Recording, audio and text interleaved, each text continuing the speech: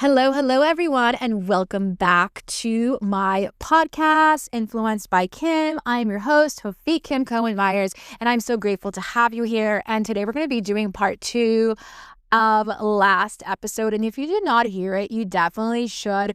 We talked a lot about my retreat, but we also talked about generational trauma and what generational trauma is and how to break through generational trauma and some of my own personal recent transformation around generational trauma and letting go of the responsibility of holding my entire family and always needing to feel like I need to protect them and to save them from any and every given situation, and how that's actually affected my ability to grow and play bigger and be bigger. And the beautiful thing that's been waiting on the other side. And since making that shift, so much has fucking shifted in my motherfucking life in the best way possible. So much has changed. I've literally been quantum leaping. I've been collapsing time. I'm like a different fucking person. Like Kim Cohen of, I don't know, January, like versus who I am today and like mid-March, just completely different people. It's actually fucking crazy. Completely crazy.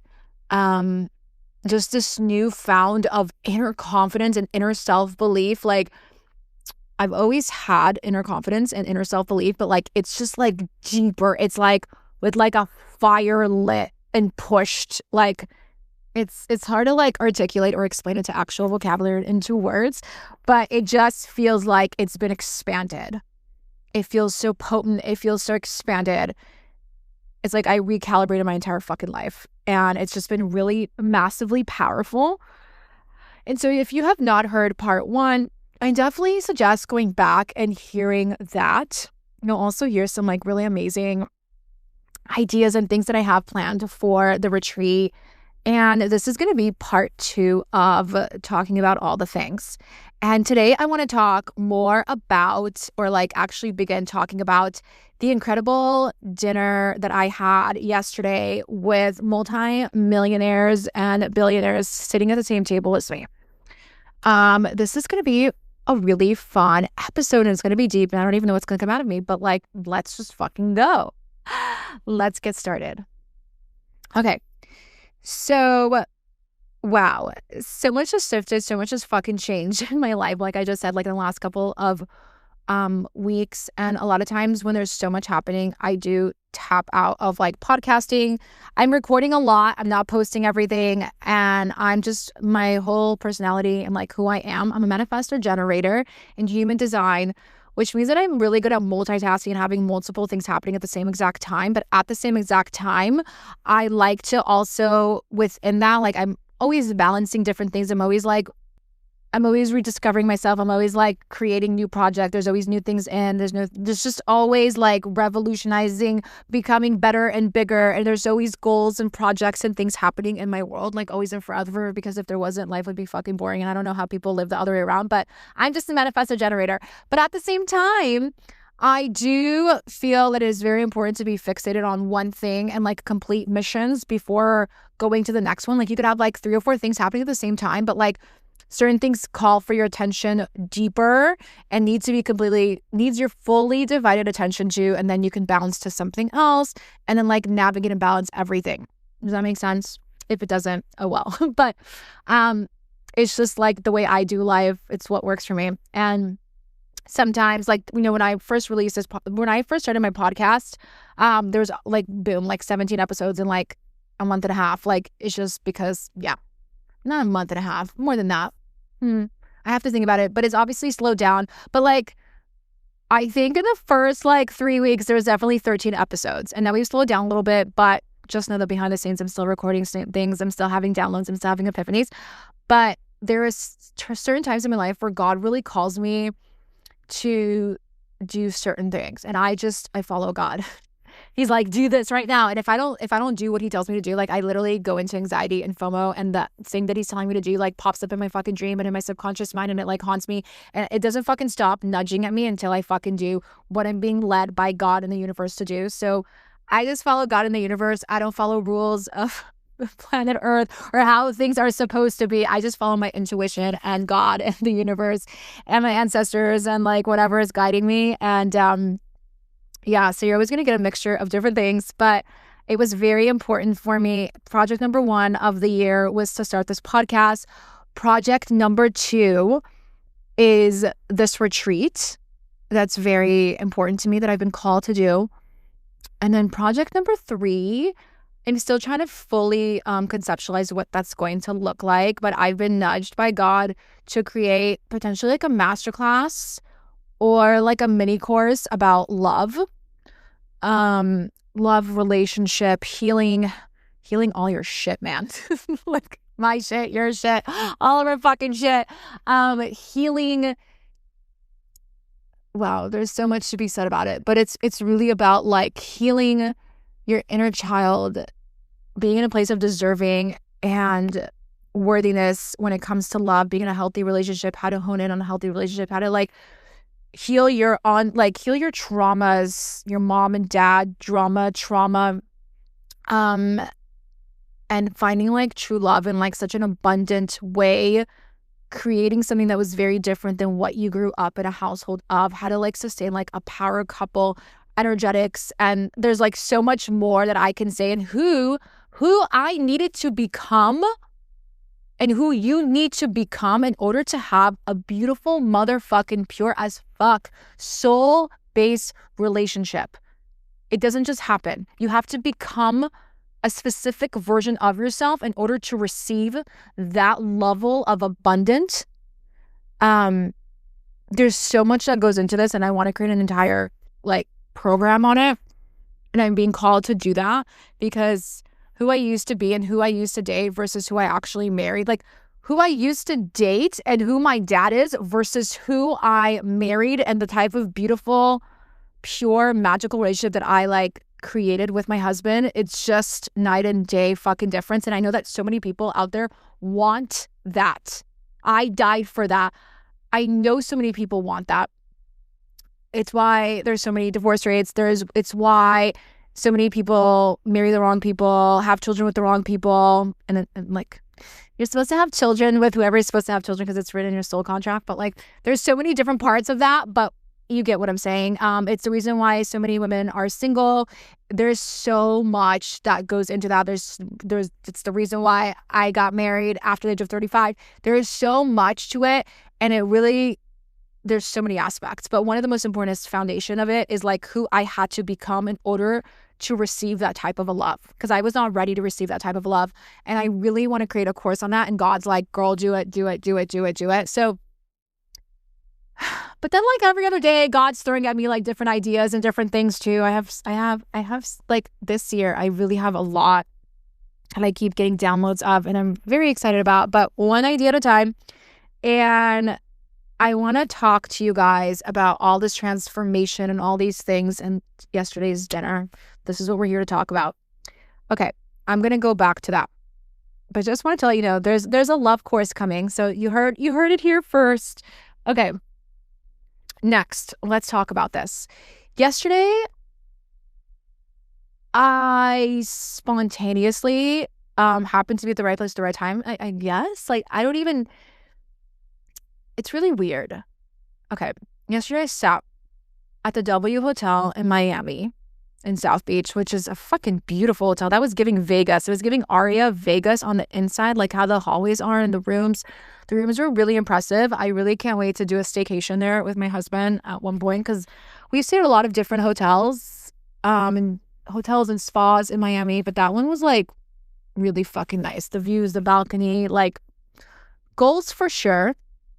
And I'm going to explain this for a second. I'm going to go back and explain this. So for those of you who know or don't, I have been using Monet, the shampoo products, which I proudly use, share, and sell.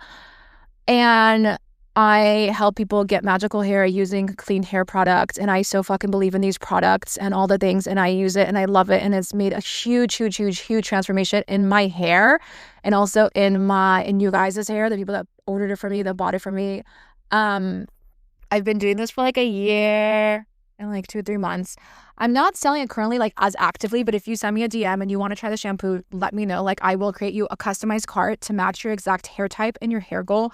It really, it goes with, the magic of these products is they're clean and they don't have a lot of the paraben and waxes and all the disgusting shit that most fucking products have. That's number one. But number two, they make your hair thicker and longer, healthy as fuck. They focus on scalp health, which like nobody even fucking talks about scalp health. And then it's really customized for your hair type. So if you have like thick or thin hair, curly or wavy, oily or dry, I customize a cart for you, and the Monet girls, we customize like whoever you buy it from. We customize a cart for you. I customize a cart for you for your exact hair type and your hair goal. So you can be like, I have oily hair, it's dry, it's thick, and I want more volume and thicker hair. And if you tell me that, I will know exactly what to match you up with. Okay? And then if you love it, you keep using it, try more products, whatever the heck, you do whatever you want. If you love it so much, you could actually make money selling it, which is like what I did. Because when I originally bought it, I was just looking to just try it. I just wanted like a better shampoo option than all the ones with the bad chemicals. And then I was fucking amazed. My mind was fucking blown. I was fucking amazed. I couldn't stop talking about it. And I decided to become a partner and, sell it, help people get magical hair, use clean products, have beautiful, thick, magical hair. And I sold it like super religiously. So last year, I tried it at the end of November. My fucking mind was blown. Like the moment I got out of the shower, I was like, holy shit, this is fucking insane. My hair just felt like it never felt like that in a million years. And then I sold it all of December and January, and I had a bunch of partners and I was teaching people how to make money from it and teaching them how to match people up. And I was transforming so many people's fucking hair. In a month and a half, I had over 100 people that I've sold it to. Like, it was crazy. And then I started wedding planning, and it got really hard to focus on like two things at the same time, like running that business, but also planning like the most insanest fucking wedding ever. And so I was trying to balance it all. It was very difficult. I really didn't want to let it go, but it was really overwhelming to plan a wedding, a luxury, crazy 4-day, 5-day wedding in Italy. There was so much. It was a fucking full-time job, but also be the wedding planner, be the bride, be the designer, be just like the whole fucking art director of this entire massively wild project. And so, what was amazing too, I have to say this real quick, is I worked my ass off because I was really passionate about it, not because I needed the money. It's because I just really loved the fucking product. I worked my ass off for like a month and a half. I still worked in February on it, but I just didn't have like that much time. But what I want to say is, holy shit, like in my brain, I really like put in like full blown focus and mind into Monet for a month and a half. I don't know if I'm allowed to say, but like, yeah, like my first month I made like 5,000. No, it was more than 5,000. It was actually 6,000. My bonus check was $4,700 and something dollars. But then so you get paid 5 times a month. You get paid every single Friday, and then you get a bonus check on the 15th. Like everyone, like as long as you're like selling and like, using and selling and all the things. I still get it. I don't even sell it that much, and I still get paid. I just got 2 paychecks last Friday. It's like passive income. It's insanely amazing. So my bonus check was like close to $5,000, but then I made like a bunch of other money. I think that like I made like $6,500 my first month. And then the next month I made a few $1,000.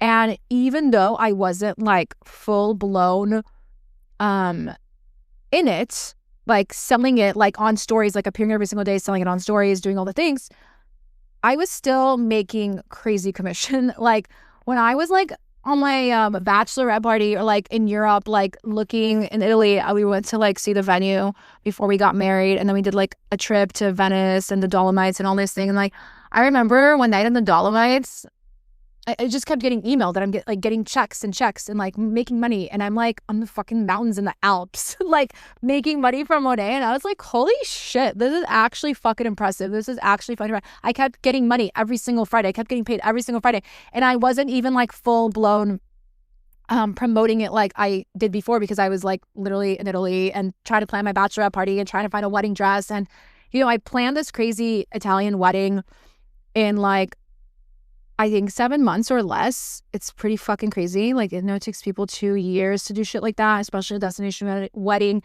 especially like at the level of production that we did it. I like collapsed time and space and did it a lot faster, but it was just blowing my mind that like I would randomly on Fridays like get emails that I'm like making money and more money is going to my bank account. And I was like, what the fuck? Like, this is so fucking crazy. Like, once wedding planning is over, I have to go back and do this. Like, this is really good fucking money. Like, just easy. It's easy. And I'm like really passionate about it. So really, if you do want to use a product and you do want to have like a side income, like, talk to me. Write me a message on Instagram. They're like, really. I'm like, I'm just shaking my head. I'm like, wow, really? Like, no, I made like 5 figures in Monet in a very short period amount of time. I killed it. There's like so many company levels. And I'm like in my office right now, and I like beat like the company has like 13 levels, and I beat like 6 levels in like before the first month was over, which is like unheard of and insane and fucking crazy. I got awards in the mail, which I'm staring at right now. There's like this thing called Dream Bigger Monet. I love the products, love the company. I'm still using it. I still love it. It's just sometimes like, so after the wedding, I thought like, oh, I'm going to start selling it like immediately after. And then not as like my main thing, but like, it's like passive income. Like, it's easy. It really is. I think the amazing thing about Monet, and I'll tell you like how you make so much money from Monet, is the products are really fucking amazing. If they weren't, I would not fucking sell it. I don't like fake shit. I'm the hardest critic ever. I have zero tolerance for bullshit. You know me, I'm opinionated as fuck. If something's garbage, I'll be the first to fucking tell you it's garbage. The products are so fucking amazing. They're so transformative. They really work. They're clean. They're amazing. They've changed my fucking life. Like, my hair, my people's hair, like my followers, the people that follow me, my friends' hair, my whole family uses it. My best friends use it. Ben uses it, like everyone I know. And they've also helped transform other people's lives that wanted to learn how to sell it and wanted to learn how to make money from it. I've helped them do that as well.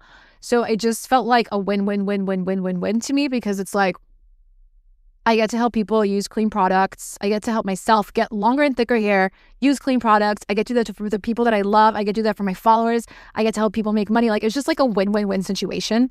And really what's possible with Monet is actually fucking crazy. But the reason why you can make so much money from it is because the products are actually fucking good. And when you match somebody up with the actual right products for their exact hair type and their hair goal, and they take their first shower and their hair feels like fucking amazing magic, if it doesn't, then you were matched up with the wrong shit, which I was 2 years prior, and I was not interested. It was only when my friend Beck actually matched me up with the right products that it changed my fucking life, and I sold it and I loved it and I made lots of money from it and I helped other people. So the reason why Monet, you get to make so much money from it, and it gets to be really powerful and amazing, incredible passive income. Like, I'm telling you guys, like, I worked my ass off for a month and a half last year in December and in January. It's all I focused on, and I still make money from that. Like, it's crazy. Like, including, I get paid like 5 times a month from it. Passive income just goes straight into my bank account. The reason why you make so much money is because the products actually work. They're actually amazing. And once somebody tries it on and it makes, like, you just feel your hair that's different, you want to try more and more products. And when it has amazing sales and they're just really, their shit's fucking quality, people try it. They love it. They just keep ordering more and more things. They want to test out more things. They're like, they go to the skincare line. They love it.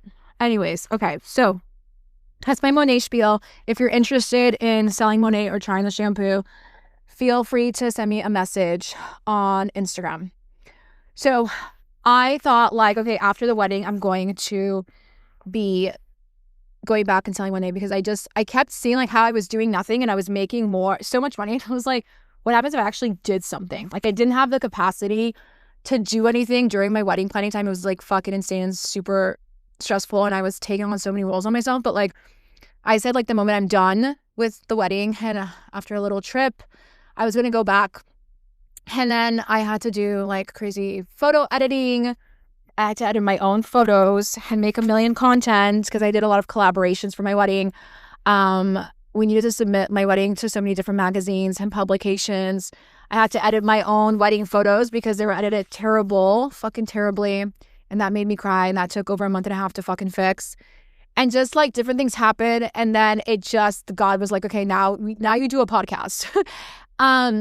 So I still love Monet. I'm still going to sell it. It's still going to be part of my brand because I really fucking believe in the products. But let me tell you guys about the dinner. The dinner.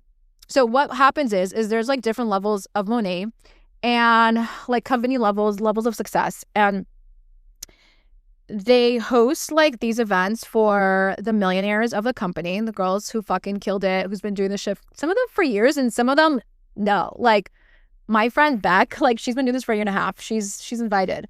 And it just blew my mind like what Monet actually does for their like people that actually make them money.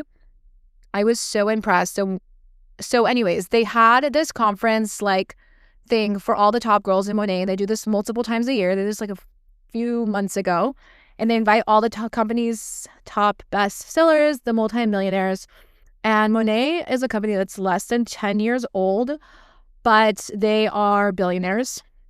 And it's a family-run business. It's two brothers and a sister. And they're billionaires. And they're all staying at the W Hotel. And I have two really good friends. One's name is Beck. The other one's Ivy. Ivy has made multiple $1 million from Monet. She started this in 2020. She's the sweetest angel soul. And Beck has made crazy money too. And they're all my fun conspiracy theories, frenzies on influencer frenzies online that I never got to hang out with in real life, but I felt like I've known them for a million years and they feel like they know me. And essentially they were having this event here and I just wanted to go hang out with so this kind of happened spontaneously. I'm going to go back to the fact that this happened spontaneously. Like I went on stories. I'm like, oh my God, like Beck is here. And then I'm like, oh my God. And I wrote her and she didn't answer. And then the next day I saw Ivy and I didn't know she's here because she's like pregnant. And I was like, oh my God, you're here. And she's like, come visit. And I was like, okay. I literally got in the fucking car and I like went. And I thought I was going to hang out there for an hour. I ended up being there for hours. And what was so fucking beautiful is, first of all, I love those two women very much. They're beautiful, amazing souls. They're successful, rich, beautiful minds. Like in every aspect, they're just incredible souls. And it was really actually profound too, because while I was there, I like parked my car and all of a sudden I see like all these people that I saw from Instagram. It's not starstruck, but it's like, wait, oh my God, it's that girl. What's that girl's name? Oh my God, I know her from the videos, from the reels. Oh my God, she's here. Oh my God, she's so tall. Oh my God, wait, this girl is so short. I've seen her in the videos. I've seen these people in videos for like a year and a half almost. And I'm like, oh my God, they're here. They're alive. They're real. Oh my God, this is so crazy. And so the whole hotel lobby was like flooded with all these Monet girls that were like successful as fuck, the richest girls. Some of them, let's go back to the fact that some of them made, have $5 million, $10 million, $15 million. Some of them made $30 million. I mean, this shit's fucking crazy at how much money you can make from Monet. And there's no exaggeration in any of this. It's actually fucking real because I've seen paychecks and screenshots and crazy things. In any regards, I thought I was just going to go hang out with my friend Ivy. And then we surprised my friend Beck. And then the girls were having this dinner. And at this dinner table were multiple millionaires. The table only had millionaires and also a billionaire. And it's not that, but like the conversations that were traded in this night were so deep, profound, and special. And yeah, I can't stop thinking about it. It's why I even created part 1 and part 2. I can't stop thinking about last night. And it's not about Monet. It's not about money. It's not about millionaires. It's about energetics. And I have to tell you that it's so refreshing. I really thought I was going to be there for less than an hour.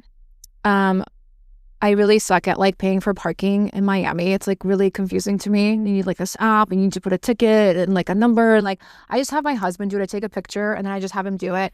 And I'm like, hey, can you add 30 minutes? Okay, can you add another? So it started off with, can you do an hour? And then it was like, can you add another hour? Can you add another hour? Can you add another hour? Can you add another 30 minutes? I felt so bad. I was like literally fucking driving him crazy, but I didn't think that I was going to stay there that long. I really thought I was going to be there for less than an hour, and it ended up being there for like 4.5, 5 hours. And it was really life-changing and profound and crazy. I want to go back and say that what's crazier is I know that I like manifested it, and it feels like a weird deja vu, I don't know, quantum leaping, remote viewing, skipping time and space, something I saw in a fucking dream, deja vu. Like, I don't know what the fuck. I did not expect to be there yesterday. That was not like, yesterday at 2 p.m., I didn't know that I was going to fucking do that. Like, yesterday at 2 p.m., I was doing fucking laps around the lagoon and getting my steps in. Like, the day before, I didn't know that I would sit at a table with like multi-millionaires and have the types of conversation that I was going to have. But it was so weird because the universe like and God like nudged at me, and they gave me like little subliminal messages that all added up to me being there last night. Not only that, like even earlier in the day when I was talking to one of my best friends, Kelly, we were talking about how we were talking about what I was going to teach inside of my retreat, Iconic Becoming Her. And we were talking about like different iconic qualities that I obtain and I hold. And I have a star-like energetics, that I have an energetics of almost like a celebrity or an X factor, or like this iconic, memorable character energy. But at the same time, I also appear like your best friend and like somebody that you actually know. But she's like, but you also have this star-like quality. And we were talking about it. Like I was asking her questions about like, what are some personality traits that I have that you admire or wish you were like, or you think that people would be interested in tapping into learning the energetics of how I am the way that I am, right? Like how I just have, whether it's my zero fucks personality types, my unapologetical self, the one that says anything, that ones that believe, that the girl that believes in anything and everything's possible, the way that I carry myself, my confidence, just like my way of being, my way of dreaming, my way of achieving, like all of it. We were talking about that, and she was giving me a lot of insight. And then we were talking about one of the things that I'm trying to think of what the word is, one of the energetics that I obtain is I am really good at attracting. I'm trying to think of how to like verbalize this. I am really good at being in rooms with highly successful people, whether it's rich people, whether it's famous people, whether it's entrepreneurs, whether it's whoever, and matching my energy of deserving and desiring and self-worth to the point where they are the celebrity, they are the rich, they are whatever the fuck, they are the success, they are the one in the million, they have this fucking crazy story, they have whatever, they were in a fucking movie and a TV show, they have this crazy multi-billion-dollar business, whatever it is. And I can still obtain the energetics of being on their level and above. A lot of times they're the ones that are fascinated by me, and they look at me like a star energy, like I'm the star. Or I'm really good at like fitting in and making my level of, like, I don't know how to explain it. Like a lot of famous people, rich, wealthy people, they see me as their equal. I guess that's like the best way to explain it. And we were having that conversation, me and Kelly, yesterday, about like how I'm just really good at that. And I don't even know like the how. I just am. Like I've dated celebrities in America, in Israel. I've dated people that have been Guinness World Book of Records on TV shows and movies, have had record labels, singers, actors, famous entrepreneurs. I've been friends with Hollywood's elite. I've been in rooms on red carpets and houses of people that just crazy fucking things, like to say the least. I've had a crazy fucking life, and it's the energetics of just like I fucking belong. And I'm not like intimidated by it. I just am like, yeah, like I belong here. But I have to really think of like how I've just been able to do that, whether dating Emery Smith, or I dated like Leah Bumonti, the youngest American to travel to every country in the world, like, or one of the most famous actors in Israel, or just like I used to date like a famous rock star person. Like there's so many different things and so many different stories. I've been on TV shows. I've done auditions where I didn't even get picked, but I got picked all the way through. I was supposed to be on like the Big Brother in Israel. I was like flown from America to Israel to audition. I passed like all the fucking levels. Like there's so many things. I've been on the Real World, MTV's Real World. I was in like VH1, and Entourage, the show Entourage on HBO, but also on VH1's Entourage, but it was like celebrities Entourage, where they explain like how celebrities live their lifestyle. Like I've been in movies, I've been in shows. There is a way and a reason and a whole thing on like how I've been able to do this. I have a song on iTunes. I've been in recording studios with Gwen Stefani. I've been to Nick Carter's house. I've been friends with Paris Hilton. I've been to the Playboy Mansion. Like I can just go on and on and on and on and on. I used to have I've always had friends that were millionaires, friends that were billionaires. At the age of 21, I was riding in Lamborghinis and Bentleys convertible. Like I've stayed at the nicest suites in the fucking entire world. I've stayed at $20,000 suites. Like I can just go on and on and on. And it's not even a show off thing. There is a specific energetics that someone obtains in order to be in that vibrational energy. And what's interesting is we were talking about that yesterday, me and Kelly, and like how I like all these like things that I do and what I'm going to teach inside of my retreat. And like that conversation happened at like 1:00, the fact that I belong and like I just have the energetics of belonging in certain rooms with multi-millionaires and billionaires, and like later on in the day that just like manifested into fucking reality. Like it's so fucking crazy how just life is. It literally blows my mind. Now here's like the weird thing. Now I'm going to flip it and say this. I just told you guys all that. I'm sure there's way fucking more than that. I had a time where like, what's the rapper's name? Not a rapper. Timberland, Justin Timberlake. Remember Timberland? He did like a Nelly Furtado song. He did like a whole thing. He wrote like Justin Timberlake's album, like Timberland, the black rapper. He like wanted to date me at one point. Like, and we were texting. Like I have the fucking craziest stories. I feel like I need to share them like over time. Like that was one of the fucking craziest stories. Like how he just stopped his Justin Timberlake's Justified tour on the fucking freeway in downtown next to the Staples Center to just get my number. Like I have the craziest fucking stories. But what I wanted to say is this. I've had friends that were millionaires multiple times in my life. I've had friends that were billionaires. I've been in tables and in rooms with millionaires, billionaires, rich people, famous people, wealthy people, all sorts of types of people. Also on the flip side, I've been in third world countries and seen the poorest of things, whether it's in Thailand or Cuba or India or Sri Lanka or like just so many different things. So there's always a flip side to everything, right? But let's talk about the wealth and the rich for a second. What's interesting is I've been in these rooms, I've been in these tables, I've been in these dinners, I've been in the houses of, I've been in like a Royce Rolls. Like I've experienced like wealth on a very big, massive level, more than most people could ever imagine in their life. The thing is I never felt like I belonged there. I did and I didn't, if that makes sense. But last night, I felt like I fucking belonged in that table. There was a fucking seat with my name on it. It felt like I belonged there. And the only way that I felt like I belonged there was only because I healed my generational trauma of having to carry my family as my responsibility and always feeling like I need to save them.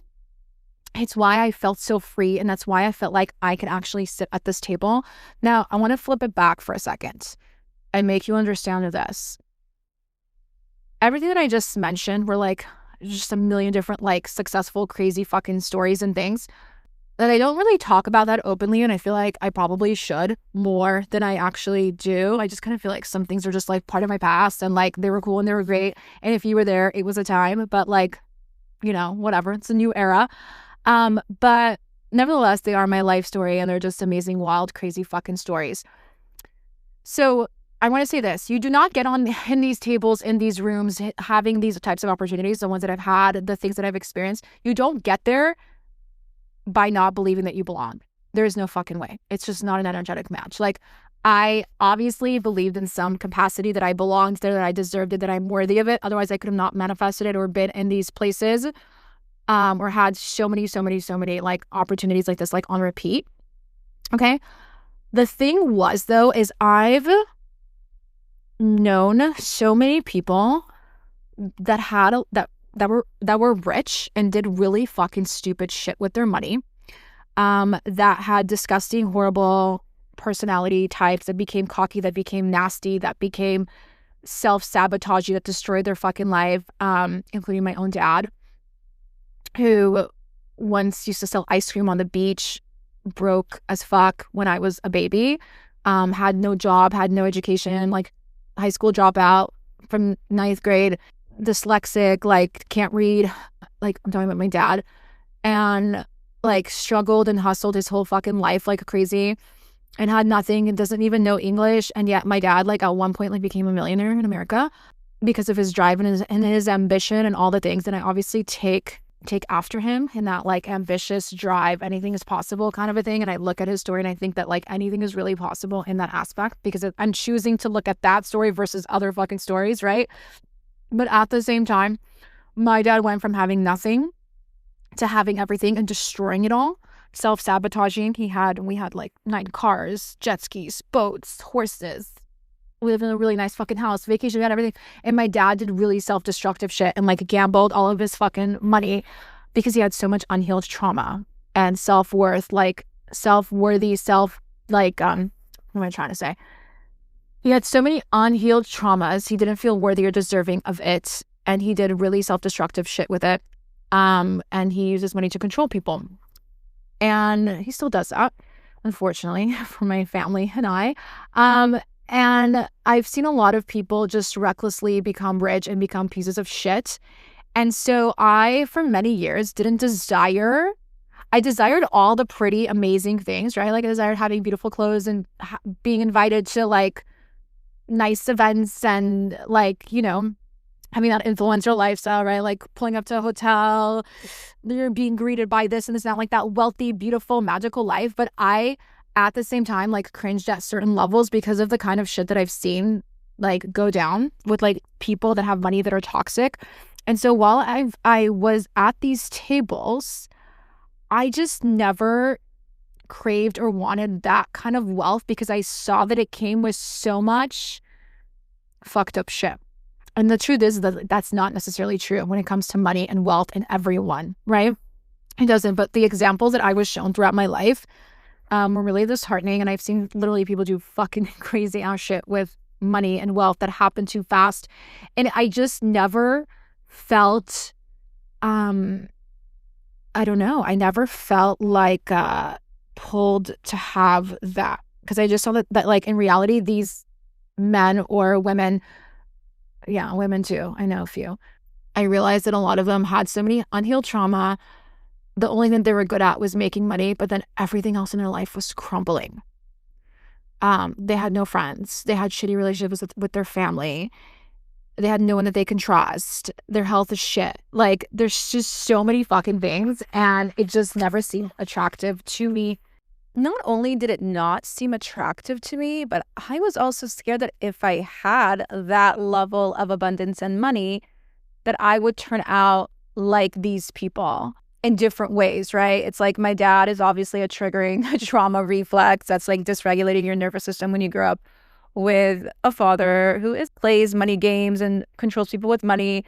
But also, I really do know quite a few millionaires, and I won't say that they're all bad, but the ones that like were big parts of my life, that were like best friends at certain points, like really close to me, business partners, different things. And the only thing they had was money, and everything else was garbage. Shitty relationships, like I just said, like with their friends, with their family, with like their significant other. Like there was so much ego in it that I was scared that if I had that level of wealth, that would happen to me. And I was like, I do not want that. I worked way too hard on myself to have that. It just did not seem like appealing to me in any capacity, except for the fact that you get all these nice things.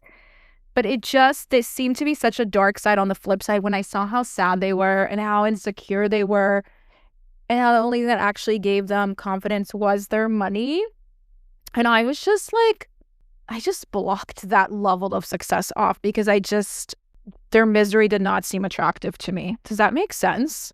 And also feeling like if I had multiple millions, I would feel like I have to save my family. And since I've kind of had this like whole epiphany and breakthrough and like realization, breakthrough, releasing generational trauma, like when it comes to my family and all the things, like I am so ready to be that and have that. And I've had so much of that. But I've always felt like within my family dynamic or within my friends, like it's like I always had to dim my light a little bit, even though I am a fucking star and you guys know this about me. Like I always feel like I still have to somehow in some capacity, I have to dim it down. I can't fully own who the fuck I fully want to be and how I want to fully fucking live because I feel bad that the people around me don't have what I have. And I always feel like I have to, like that metaphor that I gave in the last episode where I feel like I have to, like, we're climbing Mount Everest, I'm at level 9, I have to go save everyone at fucking level 2. But then I realized like nobody fucking actually wants to be saved. They just want to fucking drown and pretend like they're fucking climbing the mountain when they actually aren't doing jack shit. That. So first of all, yesterday, I like really looked around at the table. And you guys, if you follow me on social media, you know, I've been to the nicest 5-star restaurants, the nicest fucking hotels in the world. I've stayed at them. I've been showered with extraordinary, lavishing experiences. But yesterday felt fucking different. It felt different because I was sitting at a table with 2 girls that were my friends from the internet, which, by the way, I have so many online friends, like people that I became friends with online and developed a relationship with over a series of years. And then they like literally became like my really, really good friend. And like, then we meet each other and just like, holy fuck, like you're one of my best friends. You're one of my really good friends. Like it's actually insane. Kelly, my best friend, I met her on Instagram. Elizabeth, my best friend, I met her on Instagram back. And Ivy, I met them on Instagram. Like there's a lot of people that are like my really close friends in my world that I met on Instagram. I know a lot of people like to talk shit about Instagram, but let me tell you that like everything is a reflection of how you view the world and how you use it and how your brain is. So to me, it's always been kind and amazing and nice. And there's always been more good than bad. And I always focus on the fucking good anyways, because that's just a reflection of who I am. But listen, being at that table yesterday, it wasn't the table. It was, first of all, like, I feel like I can breathe. I felt like I fucking belong. I deserve to be here. I always felt like I deserved it, but I had resistance over what it meant if I had a certain level of success, because I know that I can have anything that I fucking want and you can too. We just hold ourselves back or have blocks to our expansion of what success looks like and how much we're allowed to have. We're the only ones who fucking get in the way of ourselves. And yesterday, I just felt like I fucking belonged. And not only that, the conversations, the types of conversations that were happening there were so eye-opening, so relatable. Every single fucking person that spoke and that I spoke to and that we're speaking like in groups, in like small groups. Sometimes it was like 5 of us or 6 of us speaking. And then it was like 3 of us or 2 of us. And then it was like a group of 7 of us speaking. We're just like, you know, dining, eating, laughing, deep conversating, changing the fucking world kind of a vibe. But there was so many things that so many of these women had said and I had said, and it was just so relatable. It's so crazy how, I'm trying to think of how to explain this. Okay. What's crazy is this. We live in a world where most people are not high vibrational, unfortunately. Most people walk around with unhealed trauma, with not feeling deserving, not feeling worthy, not believing in themselves, self-sabotaging their life, their success, their loved ones, being in self-destructive relationships, having jobs that they hate. The average person in this world is not happy. It's really sad. It fucking breaks my heart. I try to save everyone, but I know I can't. But that's the truth of it. And then every once in a while, a star is born. A Star is Born. That's a really good, like, masterclass course name. A Star is Born. Watch me do that. Every once in a while, a star is born, and they are a beam of light. And unfortunately, they vibrate higher than everyone else that's around them, and everyone around them is vibrating at a low vibrational state. But the problem is that this high vibrational star is viewed as the black sheep, the bad egg, right? The black sheep when they're a fucking star, like the odd one out, the weird one, the one that something is wrong with them, right? They're labeled as that because they don't fit the norm and they don't fit society and they don't fit the way most people think and act. But like, there is a reason why, you know, the wealthy is only the 1% of the world, because most of the people don't actually believe that they're worthy of it and all the things that I said. And so in most cases, on a day-to-day basis, depending on who you're surrounding in your life, where you live, who you surround yourself with and your surroundings are, who your family is, how often you see them, how often you talk to them, who your spouse is, who your boyfriend and girlfriend is, who you choose to date, who your friends are, how you choose to spend your time. All of it really reflects how successful you're going to be. And we've heard that, but like, it's actually fucking true. But, when you are the star and you think different than others, you want bigger things, and everyone around you is telling you you're asking for too much, you're too extra, why are you so demanding, why do you want everything, like you just want too much, like why are you like this, why are you so bougie, you're so this, it's like people label you because they're not even fucking there, but you're actually beyond your surrounding, you're beyond your lifestyle, you're beyond the people that you hang out with, like you're beyond, but like you just haven't found your group of fucking people yet. And so you have to like constantly dim your light to fit in, to have like a level-headed conversation with the people that you love the most because you love them, but they're not willing to fucking change. And it's like a tag and pull, and it's really hard to like shine your light. Meanwhile, everyone's trying to like dim your light until you're fucking crazy and you're weird. But then something really beautiful fucking happens. Okay? When you sit at a table with people that think like you, that see the world like you, that dream like you, that have that level of discernment, that level of boundary, that level of self-belief, that level of desire, that level of ambition, and you sit at a table and you really feel like you could fucking breathe. I'm like, do you get it? There are tables that there are rich people and they're fucking shitty and they're fucking asshole, but that's just like, money only amplifies who the fuck you are. So yes, there are moments where you're going to sit at a table with people that are fucking shitty and rich. And I've sat in those fucking tables. Let me tell you, I've sat at tables with insecure as fuck, rich, wealthy people.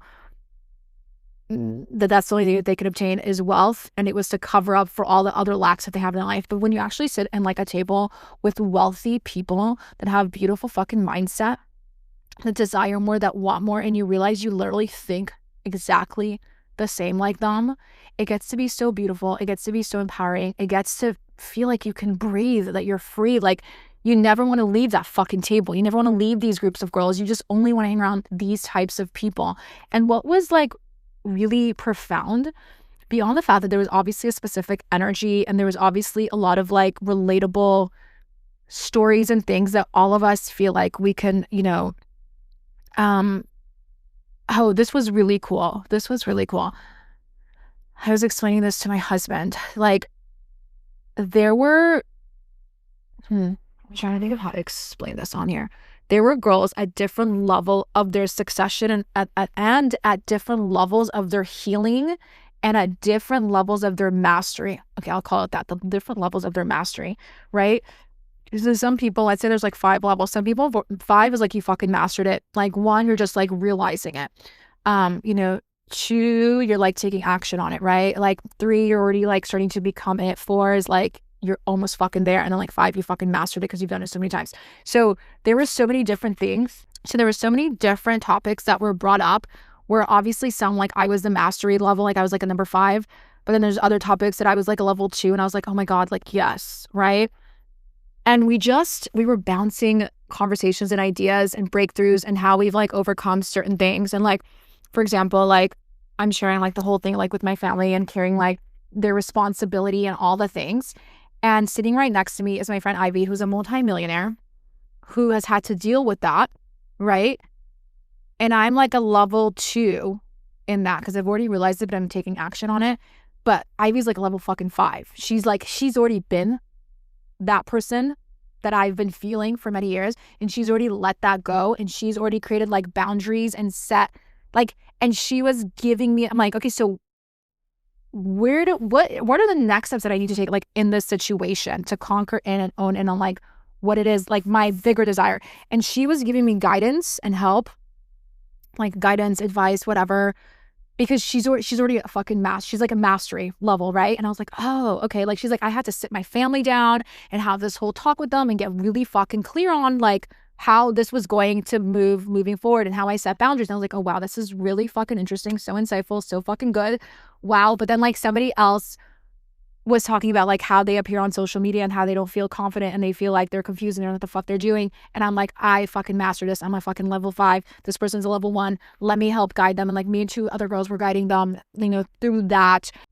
Another really interesting thing that happened is that we all realized, so in the real world, we feel like, we're the odd one out. We're like the black sheep, right? We're like the weird one.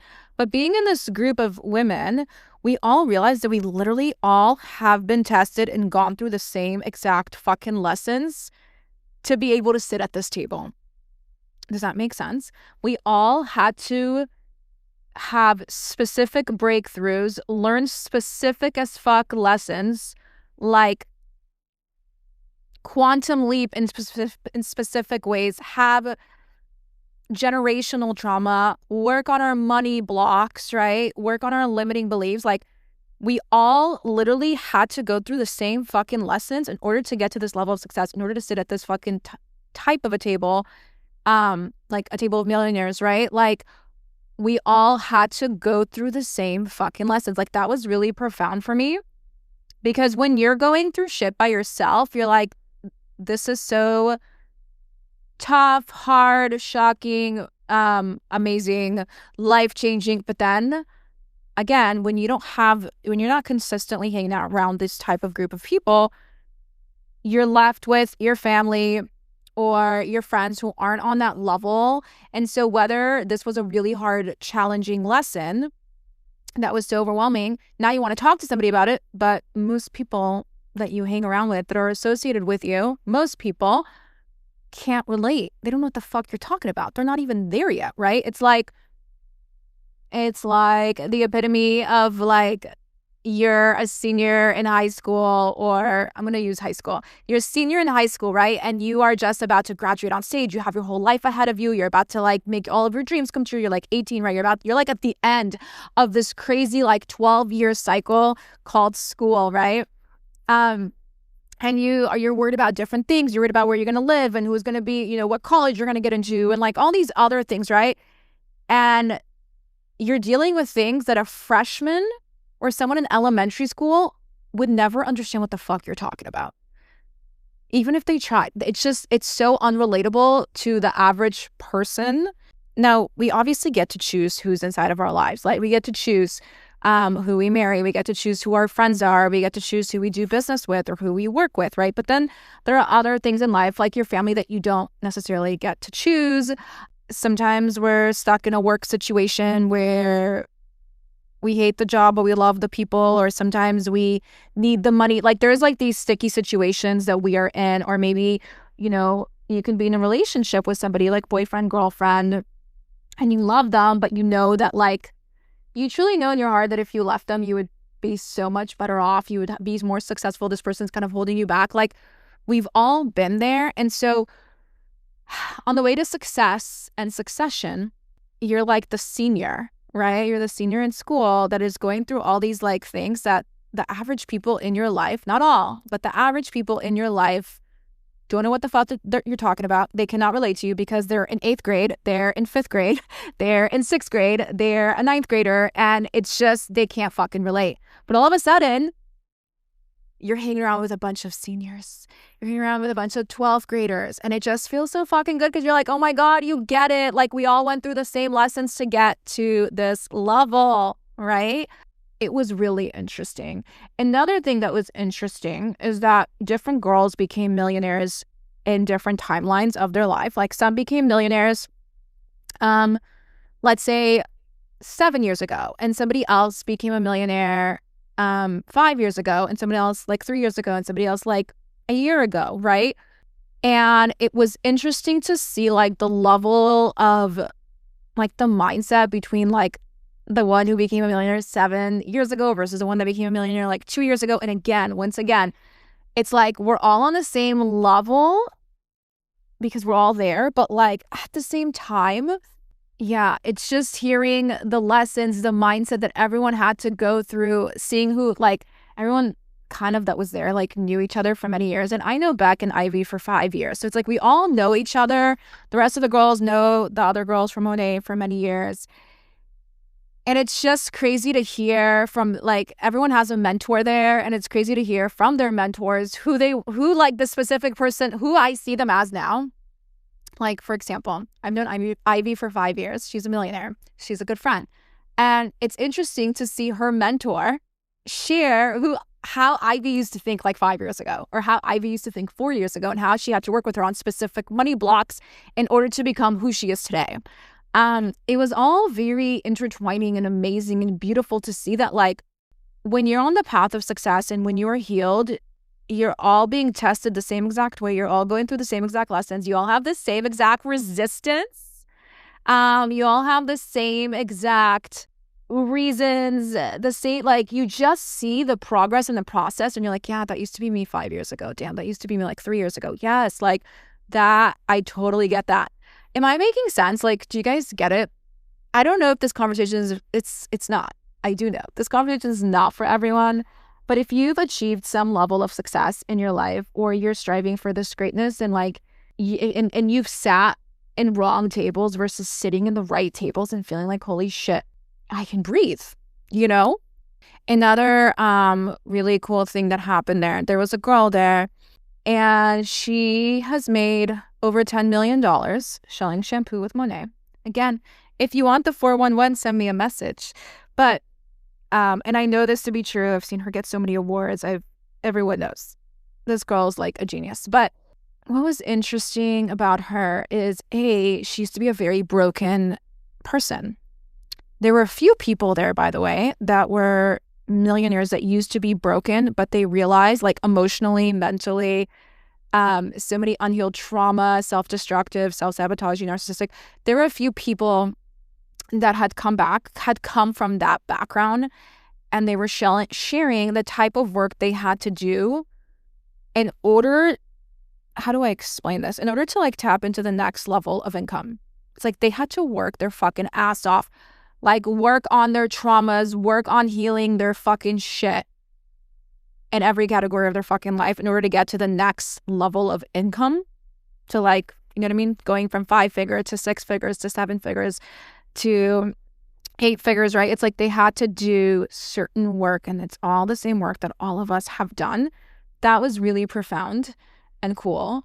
But another thing that I found really interesting is, like, I have really strict discernment.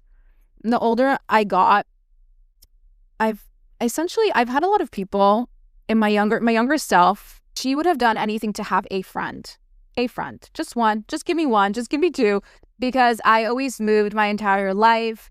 I went to 9 different schools from 1st to 12th grade. I moved to a different country. I didn't know English. I was picked on. I stayed a grade. We were always moving. So it's like, it was always hard for me to have a friend, like, for over a year, you know? Or it seemed like the most difficultest thing ever. And then over time, I started to learn English, and I did all these changes that I had to work on myself, like, even as, like, an adolescent, you know, teenager. And I did a lot of work on myself, and I had a bunch of friends, but then I had a bunch of friends that would, like, fucking were bad, right?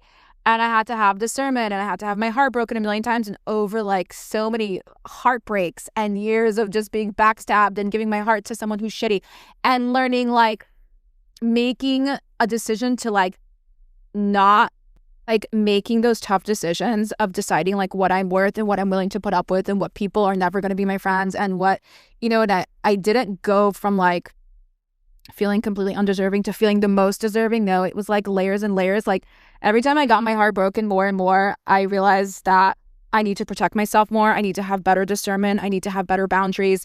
I can't allow people to do this. I need to set boundaries here and there. And it's like, I always had to go first. My parents always had shitty fucking friends. So what a shocker that I had shitty fucking friends, right? Because they had no boundaries. My parents have no boundaries with their fucking friends. So it's like, yeah, that makes sense why I had no boundaries. And I had to teach it for myself. I had to go first. I had to be the leader. And so you go through life. And same thing with, like, boyfriend and girlfriends. Wait, hold on. Let's rewind that. Same thing with boyfriends. I always had serious relationships since I was 14. But I had a lot of, like, toxic relationships. And they weren't all toxic.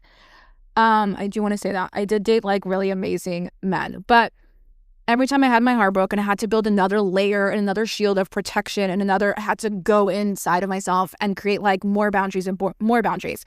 And the older I got, so we're talking about right now, like friends and significant others. And the older I got, I started to realize what I'm actually worth, what I actually offer as a friend, what I actually deserve.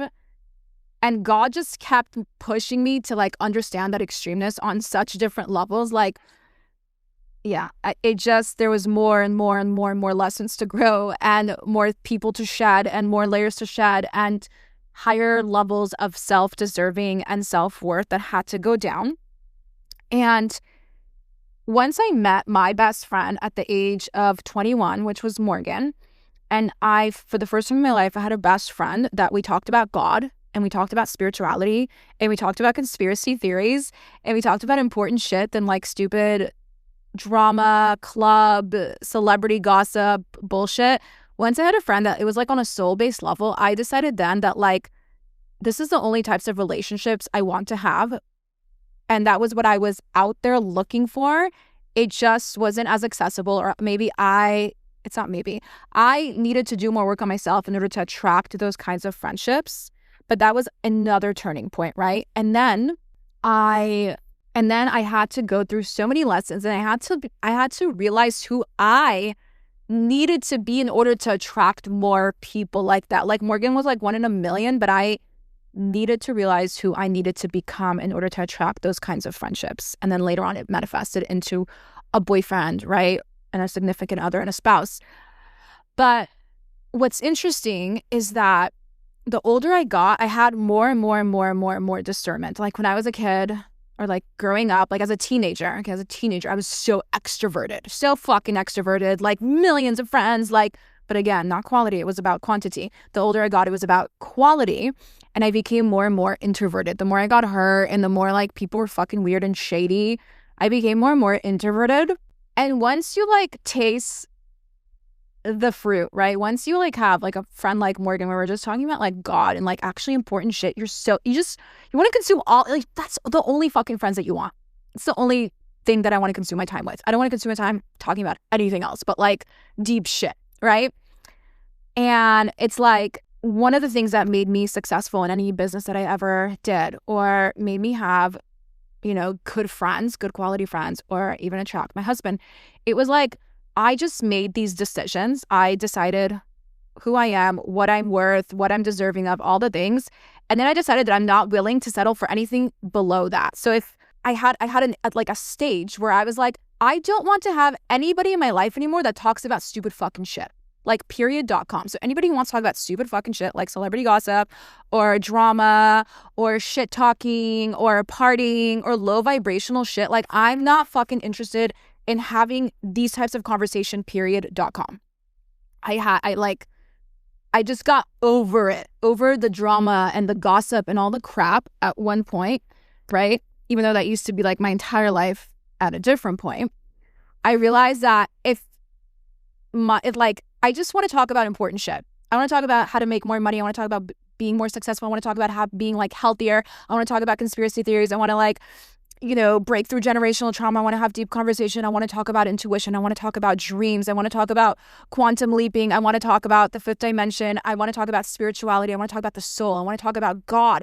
Like, those are the only types of conversations I want to have. And traveling and like magical places and like making your dreams come true and being like the 1 in a million. If it's not that, I don't want to have a conversation with people. And I will literally put up a bitch, do not disturb me zone attitude wall. The people that are closest to me know that I do this. Like if I feel that in this atmosphere or in this situation, there could be a possibility where we're just going to have a meaningless, pointless conversation and you're just going to waste my fucking time and energy. Like I'm just not interested, and I will create a sphere, an energetic sphere, like do not talk to me. It's very intentional. I know how to manipulate like my own energy field, my aura and my energy field to the fucking core. I became a master at this. And so I can read people in a snap of a finger. I already know like what types of conversations we're going to have. I know how to scout people, like good, deep people, the types of people that I want around myself. I know how to scout that. I know how to read people. I'm really fucking intuitive. And if it's not these deep conversations that are life-changing, like, I'm not fucking interested. I don't want to talk to you. I don't want to talk to you. I don't want to talk about partying. I don't want to talk about stupid shit. I don't want to talk about reality TV. Like, yes, like my 20-year-old self, 1000% would love to have all those gossipy, celebrity, I don't know, let's party, so-and-so's boyfriend, he's not answering me. Like, I used to love that shit, the drama. Like, loved it, fucking hate it, not interested in it now. And I've been this way for many years. It's one of the reasons why I did become introverted. I'm an introvert extrovert, but I'm more introverted. And it's the reason, right? And so it's like, if it's not these deep conversations, like I had at that fucking table at the W Hotel, if it's not the types of conversation I have with my two best friends or my husband or the spiritual, magical people that I surround myself with, if it's not that, like, I don't want to talk to you. And it's not disrespectful. I just want to talk about important shit. And I value my time and I value myself and I know what I'm fucking worth and I know what I have to offer. And if it's not that deep, I don't want to have surface level conversations. I just don't. This ties in with the dinner, the W dinner with the millionaires, because I have been this way for many years. And here's the wild thing. The wild thing is, once again, we're talking about the senior, the 12th grader versus like the elementary school, the 6th grader, the 7th, right? The 7th grader, the 9th grader, right? I've had this attitude. It's very straightforward. It's very Leo. It's very straight cut into the fucking point. And I've had that attitude for many years. And the funny thing is like, my family always told me that's terrible. Like, everyone knows that I can be the most friendliest person ever, but at the same time, I don't like fake shit. I don't want to have conversations that are fucking dumb and meaningless. I don't want to hang out around stupid fucking people that are low vibrational beings, that are narcissists, that are vampire fucking energy vampires, that are going to waste my time and energy, that we have nothing fucking deep to talk about. I don't want to waste my time there. I never want to waste my time there. I don't want to hug you. I don't want to touch you. I don't want you in my fucking sphere. Like, if you're negative, like, get the fuck away from me. It's blunt, it's real, it's unapologetic, and it's fucking me, right? My family is someone that's like bad. But again, I'm the senior. And they're like the 7th grader, the 3rd grader. They're not there yet. I don't know if they'll ever get there. That's also a fucking crazy fucking part to all of this. I don't know if they'll ever get there, but I have always, in my family dynamic, made to feel bad about that. And I don't know where I get this, but like, the more they make me feel bad about it, the more like the stronger the feeling and emotion gets. Like, because I'm always right about people. I've had so much experience with people and humans and backstab and shady people and energy vampires and low vibrational people. I have so much experience with that because I used to be a completely different person. And I know how fucking of a toll that takes on you. And I know what gets to be on the other side of the fucking healing. And that is not a place that I want to spend a fucking second at. But my family always made me feel bad about it. Average basic people have always made me feel bad about it. Like, you're so cocky. You're so deserving. You're too much. You want too much. You're too high maintenance. Not everyone is like you, Khofit. And it's like, fuck you. Like, leave me the fuck alone. I have high standards and I have self-worth and I'm sorry that you don't. I'm sorry. That's not my problem. But here's the fucking wild thing, right? It's like, in my family dynamic, I'm like made to feel bad about that. But here, check this out. At this dinner, I didn't bring this up. I've been this way for a very long time. It's one of the reasons why there were only 44 people at my wedding, right? Don't waste my fucking time. I was so specific about the type of people that were coming. And I've said this so many times because the energy had to be right. If it's not deep, if it's not meaningful, I'm not interested. Don't want it. Don't want to waste my time in it. Life is too precious and short. The girls at this dinner all have the same fucking mindset as me when it comes to that. And that was really profound because I have not come across people that are that unapologetically blunt about who they surround themselves with and how, there were a lot of girls there that with strong personality, alpha females. And I loved hearing women that are multi-millionaires, successful, happy, abundant, have the same fucking attitude and mindset as I just described. I actually wasn't even the one to bring this up.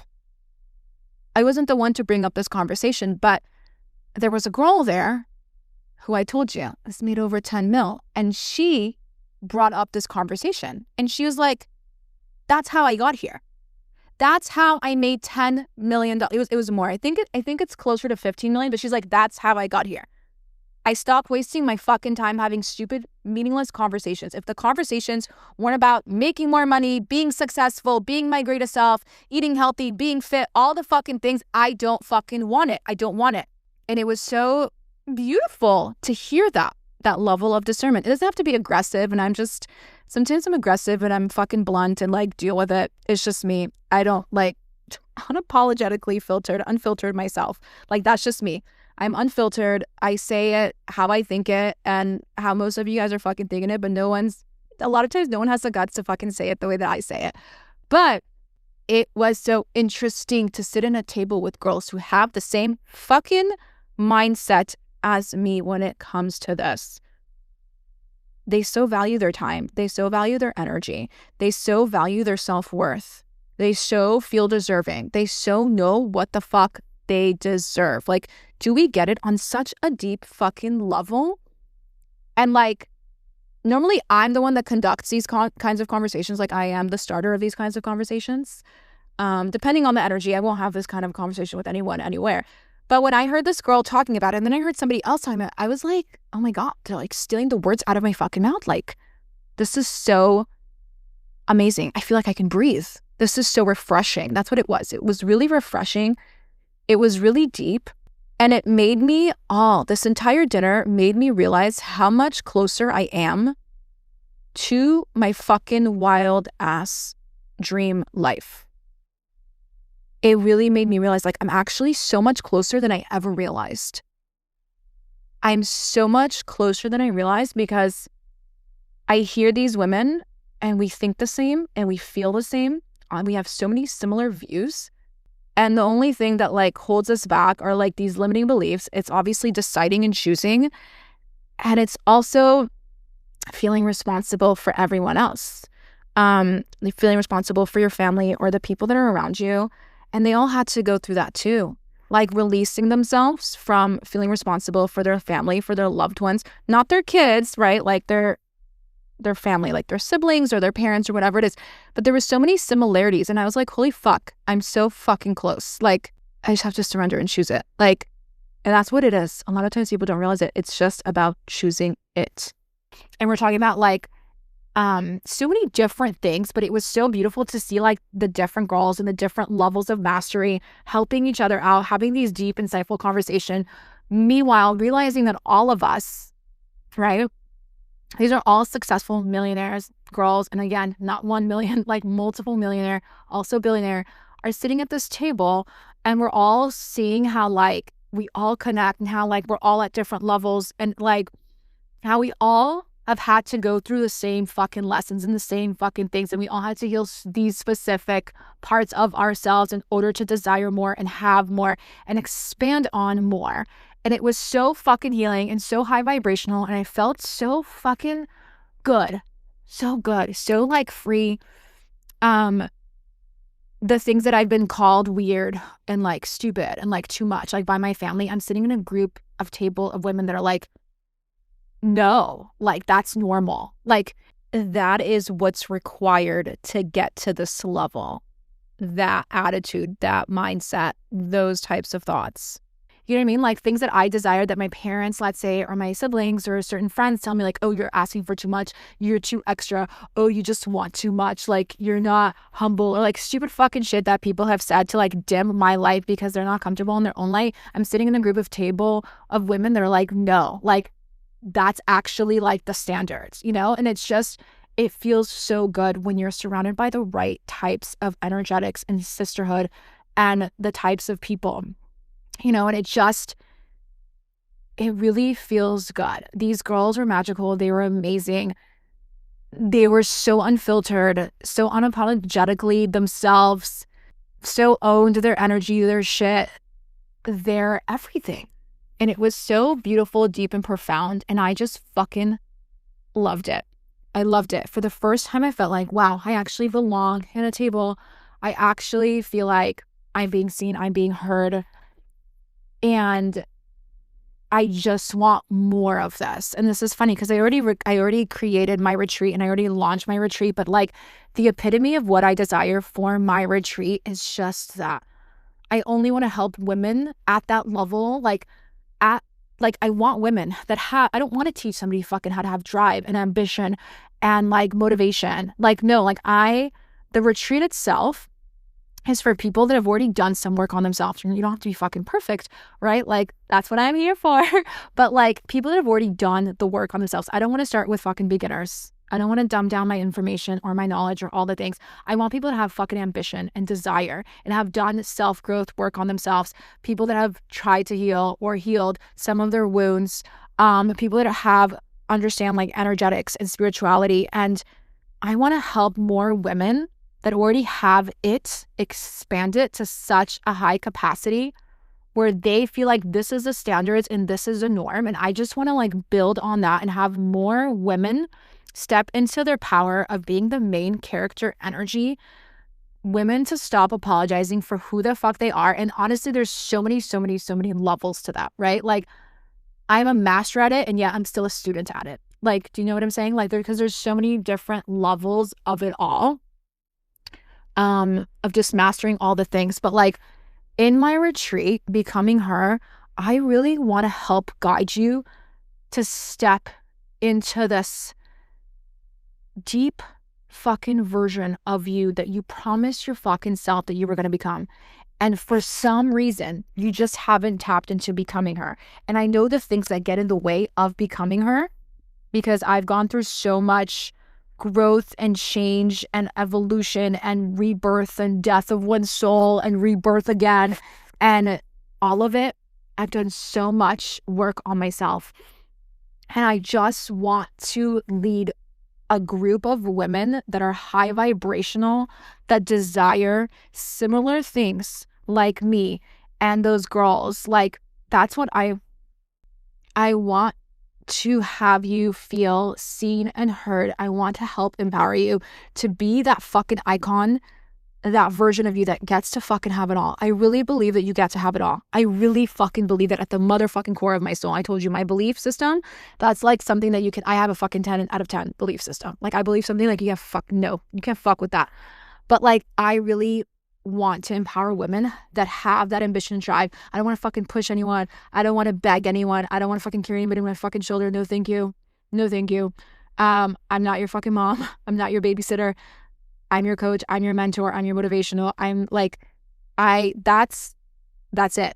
Like, I want to help people that are already on their path of success. Like, that's who I want to help. I want more women to have these types of table conversations that you just honestly don't want to fucking leave because they're just so transformative, inspiring. You know, like, it's so important to have those types of communities, to have these types of weekends, to have these types of dinners with just people that are on your motherfucking level. It's so empowering. It fuels the fuck out of your fucking soul and it makes you remember who the fuck you are. So if you don't feel deeply connected to your power for whatever reason that is, right? Like, and you know deep down inside of you that you haven't fully stepped into it. Like, there is a power inside of you that's waiting to burst, it's just waiting for you to tap into. There's like a gap between who you are right now and who you're meant to be. Okay? Maybe you've been dimming your light or shrinking yourself down or playing it small or playing by other people's rule to fit in when you know you're supposed to be a fucking star. When you know that you're not saying star like celebrity. It's not even about that. I'm talking about be like your full authentic self, unapologetically your full authentic self, living your fucking most abundant life ever. If you don't feel safe being fully expressed, okay, and this could be at any point, right? Like in society, in your family, in your relationship, or you have past experience that have made you second guess yourself, like this retreat is for you, okay? And maybe you feared that you're being too much, or fear of judgment or failure in front of others, right? Because people have told you that you're too much or that you're too extra, you're asking for too much. Like, this retreat is really for you. I know how to transform the shit. This is like my fucking specialty. If you've been like holding yourself back from going all in on your fucking dreams, from like your confidence and just being in like the unapologetic energetics of who the fuck you are, like this retreat is for you. If you feel like you don't feel deserving of a certain level of success, of love, of abundance, like this retreat is for you. It's there to unblock your subconscious programming and to help you grow. Maybe you grew up around people who struggled, or people that maybe taught you that being powerful or wealthy or confident equaled being selfish or arrogant. Like, maybe like that's how you grew up, right?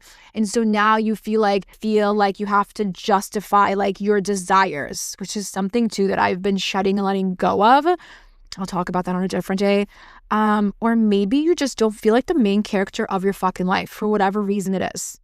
When I say main character, I mean motherfucking main character. Think of the most dramaticest fucking movie that you've ever seen. Main character. Okay? You've been putting other people first before you for a very long time and playing small when you know you're supposed to be playing bigger. And you've been saying to yourself one day instead of right fucking now. Do you feel me on that? And you see other women being iconic and showing up and taking up space and thriving. And you're like, fuck, I want that. But like, you're not, you always feel like you can't fully step into that. Like, this retreat is for you. Okay. Also, if you don't feel unstoppable yet, like you want to feel unstoppable, where sometimes you feel like you are unstoppable, but then you like stop, you like hit the gas, brakes, gas, brake, gas, brake. Like, this retreat is for you.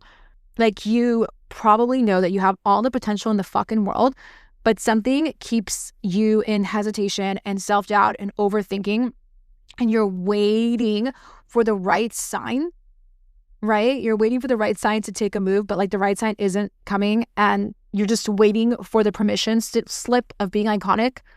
You're waiting for permission when being iconic means giving yourself permission.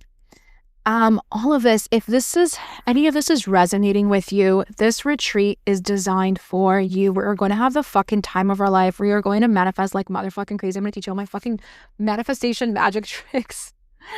We're going to do shadow work. We're going to fucking do self-discovery. It's going to be so transformative. We're going to laugh together. We're going to cry together. We're going to do like embodiment, inner child healing our higher self. This is going to be so profound and so amazing. I love you guys so much. If you are interested and you feel like called for this retreat and this is calling you and you just feel it in your heart and soul, please check out influencedbykim.com/ however you say that, retreat. I'm going to leave a link in the show notes. There are 12 spaces only. It's first come, first serve. Fill out the application and let's have a beautiful, magical summer together in iconic becoming her. I love you so much. I hope that this podcast episode was transformative and inspiring and amazing. And I really have so much more to say about this dinner. I'm just going to have to like process everything that like happened there. But I love you guys so much and have an amazing rest of the day. And I can't wait to see you this summer in Iconic. Yay!